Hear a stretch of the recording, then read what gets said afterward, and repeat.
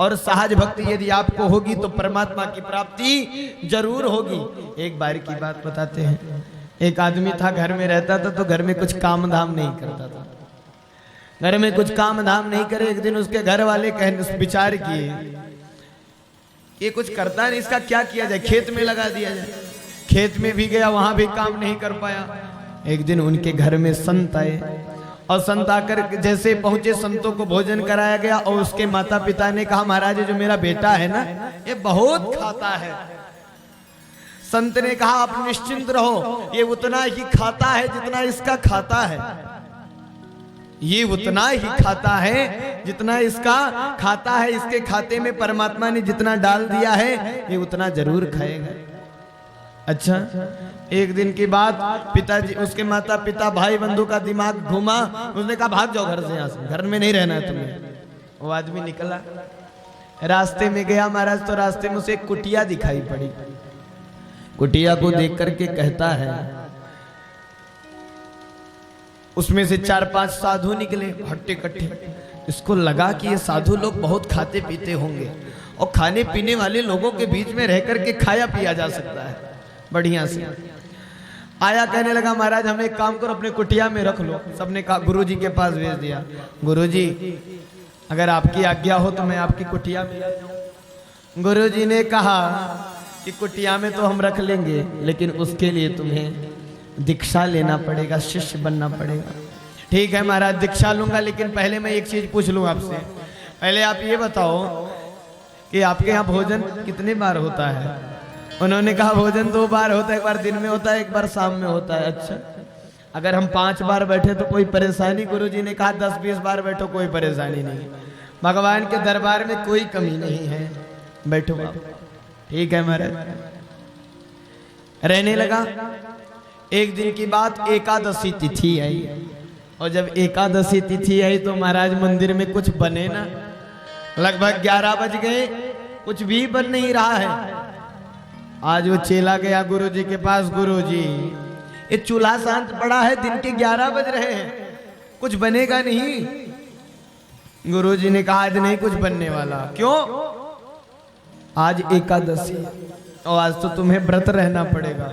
उसने कहा महाराज व्रत रहने के लिए आपके पास इतने चेला हैं, इनको व्रत रखो, हमें रखोगे तो हमारा तो मरना हो जाएगा, हम नहीं जीवित रह सकते बिना खाए पिए। गुरुजी ने कहा अच्छा एक काम करो, जाओ 2.5 सेर आटा निकालो और गांव के बाहर नदी के किनारे एक बरगद का पेड़ है, उसके नीचे बना करके खा लोगे। बोले महाराज मरता क्या नहीं करता, दो मैं बना करके पालूंगा। लेकर के निकला, गुरुजी ने कहा भोग लगा देना ठाकुर जी का। ठीक है महाराज। गया और नदी के किनारे भोजन बनाने लगा। भोजन बनाने के बाद पाने जा रहा था तो गुरुजी की बात याद आ गई। गुरुजी ने कहा था कि भोग लगा देना ठाकुर जी का, और आज पुकारना प्रारंभ कर दिया कि राजा राम आइए, प्रभु राम आइए, मेरे भोजन का भोग लगाइए। राजा राम आइए, प्रभु राम आइए, मेरे भोजन का भोग लगाइए। राजा राम आइए, प्रभु राम आइए, मेरे भोजन का भोग लगाइए।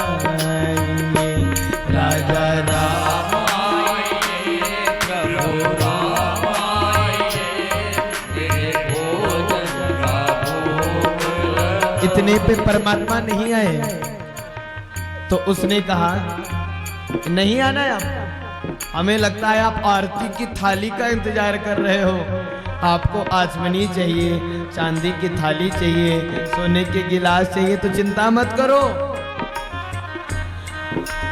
आचमनी अर्घाना आरती यहाँ यही मेहमानी, आचमनी अर्घाना यहाँ यही मेहमानी, आचमनी अर्घाना आरती यहाँ यही मेहमानी, आचमनी अर्घाना यहाँ यही मेहमानी। सूखी रोटी खाओ प्रेम से, सूखी रोटी खाओ प्रेम से, पियो नदी का पानी हो, पियो नदी का पानी। राजा राम आए, प्रभु राम आए, मेरे भोजन का भोग लगाए, मेरे भोजन का।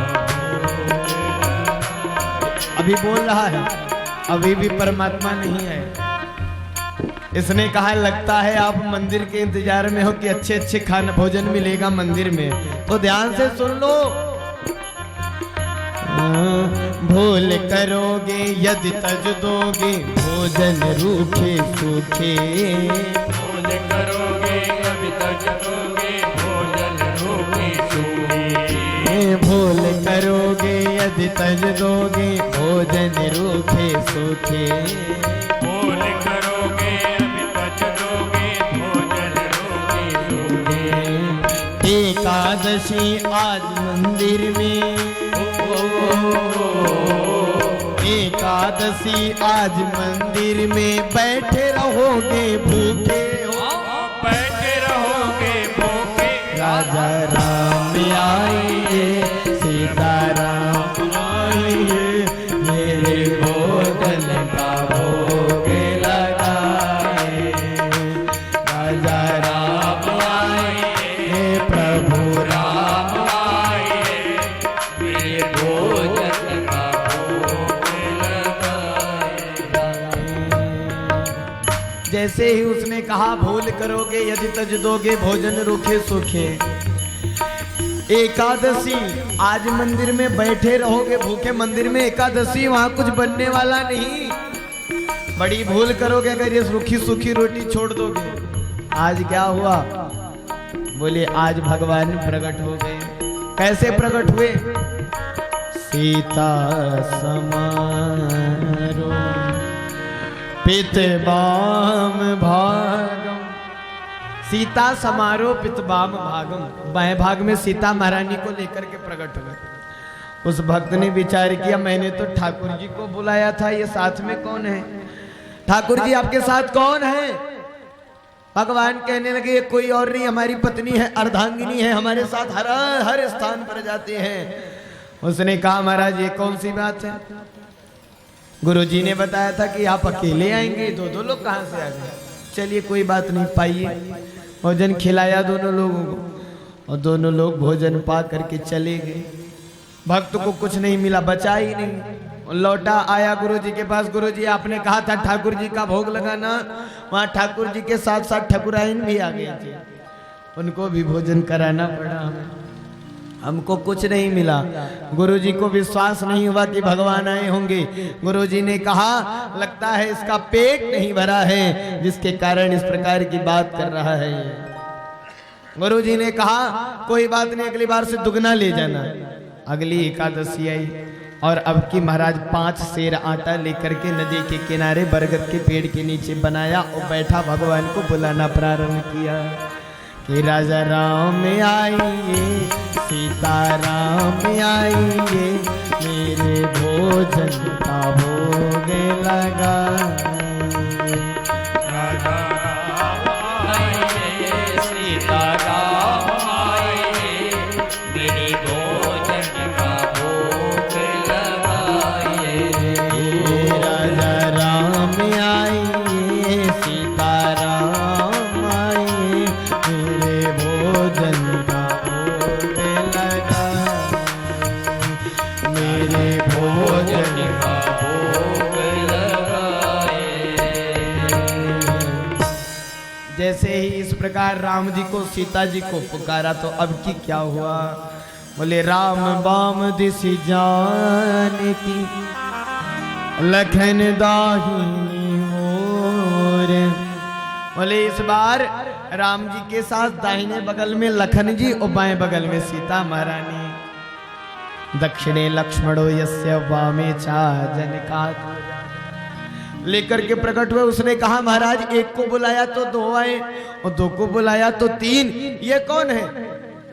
भगवान ने कहा भैया ये हमारे भाई हैं जिस प्रकार काया के साथ छाया, शरीर के साथ परछाई चलती है, उसी प्रकार राम के साथ लक्ष्मण सदैव चलते हैं। पिछली बार किसी काम से व्यस्त थे, अब किया गए। उसने कहा महाराज एक बात ठीक नहीं है, और वैसे भी मैंने ठाकुर जी के भोग का ठेका लिया, उनके खानदान का ठेका नहीं लिया। ठाकुर जी यहाँ, उनके भाई यहाँ, उनके पत्नी यहाँ, सबका ठेका नहीं लेकर बैठे हैं। कोई बात नहीं, अब की पाइए। बिठाया, भोजन कराया।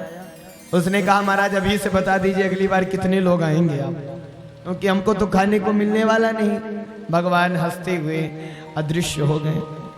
लौट करके आया गुरुजी, अब की बार 3 लोग आ गए, कुछ भी नहीं मिला खाने के मुझे, हम क्या करें। गुरुजी ने कहा चिंता मत कर, अगली बार दुगना ले जाना। अगली एकादशी आई तो कि 10 सेर आटा उठाया और लेकर के चल पड़ा। और जब लेकर के चल पड़ा 10 सेर आटा, तो क्या हुआ जानते हैं? गुरुजी ने विचार किया ये 10 सेर आटा का रोटी बना करके कभी पा नहीं पाएगा, खा नहीं सकता, इतना ये कैसे खाएगा। फिर बोले महाराज हमें तो लगता है कि ये ले जाकर के कहीं बेच देता होगा, कहीं बेचेगा ले जाकर के। गुरुजी भी पीछे पीछे चल पड़े, आगे आगे चेला गया और जाकर के आटा को, सामग्री को रखा और भगवान को पुकारना प्रारंभ किया कि राजा राम आइए, सीता राम आइए, मेरे भोजन का भोग लगाइए। राजा राम आइए, सीता राम आइए, मेरे भोजन का भोग लगाइए। राजा राम आइए, लक्ष्मण राम आइए, मेरे भोजन का भोग लगाइए। राजा राम आइए, लक्ष्मण आइए, तेरे भोजन का भोग लगाइए। जब जंगल में भक्त ने कीन्ही प्रेम पुकार, तब ताछन में प्रकट हो भव्य राम दरबार। अब की बार राम जी, सीता जी, लखन जी नहीं बल्कि पूरा राम दरबार लेकर के भगवान प्रकट हो गए हैं। भगवान ने कहा भैया भगत लाओ भोजन कराओ। उसने कहा महाराज एक को बुलाया, दो को बुलाया, तीन को बुलाया, तो पूरा परिवार लेकर के चले आए। मोते नहीं बनत बनाए, हमसे अब बनाए नहीं बनता, हम नहीं बना पाएंगे, जाओ। क्यों नहीं बना पाएंगे? बोले महाराज आप तो अपना स्वभाव छोड़ने वाले नहीं, मैं बार बार बना करके खिलाता हूँ, मैं स्वयं पाता नहीं, जब मुझे नहीं पाना है तो अपना बनाओ पाओ। और एक बात बता दे भगवान आप बुरा मत मानना। उसने कहा, हनुमान जी की तरफ इशारा करके कहता है कि नर नारी की कौन कहे, एक बानर हूँ संग लाए। आदमी औरत की तो बात छोड़, एक बंदर साथ में लेकर आए, उसको भी हम खिलाए। पशु पक्षी सबको लेकर आ जाओ, हम सबको खिलाएं बनाकर, जाओ बनाओ खाओ। आज भगवान ने आदेश किया है, परिवार वालों को सब बनाना प्रारंभ कर दिया। उधर गुरुजी ने सोचा ये क्या हो रहा है, बनाएगा कुछ नहीं, पाएगा नहीं। उसने कहा महाराज मैं क्या बनाऊं, मुझे मिलने वाला नहीं। देखो भगवान बना रहे, भगवान के परिवार वालों, सीता जी, भगवान राम जी, लखन जी सब मिलके बना रहे हैं। गुरुजी को कोई दिखाई ना पड़े। गुरुजी ने कहा ये क्या नाप शनाप की बातें करता है। वो कहने लगा भगवान मेरे गुरुजी को दिखाई पड़ो, खा भी जाओगे कलंक हमारे ऊपर लगा दोगे। भगवान ने कहा उनको नहीं दिखाई पड़ेंगे। क्यों? क्योंकि उनके अंदर वो सहजता नहीं है जो सहजता तुम्हारे अंदर है, इसीलिए हम उनके सामने नहीं आ सकते हैं। उसने कहा गुरुजी आपके अंदर सहजता नहीं, आपके अंदर वो भक्ति नहीं, इसीलिए भगवान नहीं आ रहे। गुरुजी ने हृदय में एक बार विचार किया, देखो मेरा शिष्य हो करके इसने भगवान को प्रकट कर लिया, लेकिन मुझे अभागी की भक्ति देखो कि जो आज भगवान सामने हैं लेकिन हमें दिखाई नहीं पड़ रहे हैं। मुझसे बड़ा अभागा कौन हो सकता है? और आज गुरुदेव के आंखों से अश्रुपात होने लगे। और ध्यान देना, जिस दिन आपकी आंखों से किसी के लिए आंसू निकल जाए उस दिन समझ लेना कि हमारा उसके प्रति सच्चा प्रेम है, हमारे हृदय में सच्चा प्रेम उसके लिए है। और आपके लिए यदि कोई रोग